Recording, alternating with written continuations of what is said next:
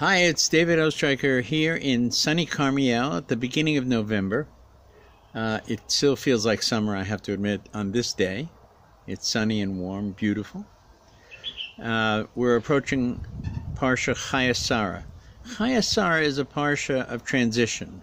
Transition from the world of Avraham Avinu, the trailblazer, as he passes on the legacy of himself and Sarah, his wife, to his son, Yitzchak. This Parsha is a Parsha that prepares us for an understanding of the Jewish way. It is not simply the way of Avraham, although one is tempted to think it is. Is it the way of Yitzchak, or Yaakov, or Moses, Moshe, or David the king? Which one is it? And the answer is, of course, yes. All of them have qualities that contribute to what it is to be a Jew and to be part of this Jewish community. Abraham was tested 10 times, it says. He was tested in the areas mostly of kindness, which was his strength. The most obvious one, it was the test of bringing his son, the one he loved so much, the one he waited for, as a sacrifice to God. But lest we misunderstand, the nature of testing of all of the fathers and mothers, Abraham, Yitzchak, Yaakov, Sarah, Rivka, Rachel, Leah, all of them are character-building things. All of them are tests to show each of them what they have the ability to accomplish. God knew they would pass the tests. They didn't. You know, Rabbi Akiva, at one point in his life, when it's coming to an end, he said he wondered, would he pass the test? Would he be willing to give his soul for God? And of course, tragically, he was forced to give his soul, and he did, with the words of Shema on his lips.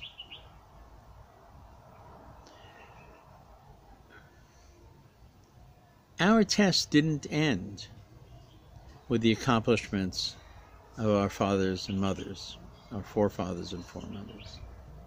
They began with them, and they were foundational, and they were powerful. And we continue to walk in their shoes, in their land, in their faith, in their commitment to something much greater than ourselves. We can now look back over many horizons. It's called a golden chain. Every time a new child is born, it's a link going all the way back to Abraham and Sarah. We remain here. We suffered tremendous tragedy just this week. And our hearts are pained by the murder of people who simply went to pray, simply went to have a bris, to bring a new child into the covenant, and were viciously cut down. What should be our response to it?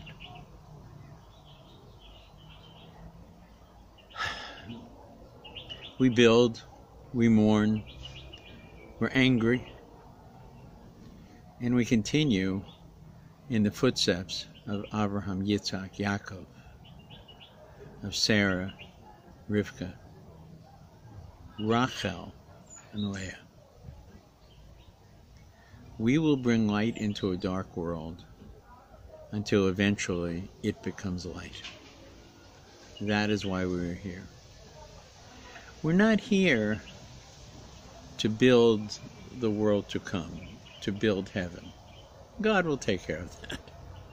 What God wants is for us to make perfect a world He left imperfect for us to perfect. And so we go on and we continue. And we pass the baton, as Abraham in this Parsha will pass it to Yitzchak. He tidies up his world beforehand. He finally owns a piece of the land of Israel, the Machpelah, the burial plot for Sarah, and later for the others that will follow, the other forefathers and foremothers, with the exception of Rachel. He understands that Yitzchak cannot fulfill his mission without a wife, and so he arranges a marriage for Yitzchak. It's not the same kind of marriage as he had with Sarah. It's quite different. And that's a lesson for us as well. There are many different ways that people relate to one another. We'll talk more about that next week. So, in the memory of those who were cut down in Pittsburgh, in the memory of all those who have been cut down in the past, right, in the merit of them all, we go on, and we wish you that you should have a Shabbos of growth and understanding of what we do when we don't understand. Be well. Shabbat Shalom. David Ostriker from Karmiel. See you next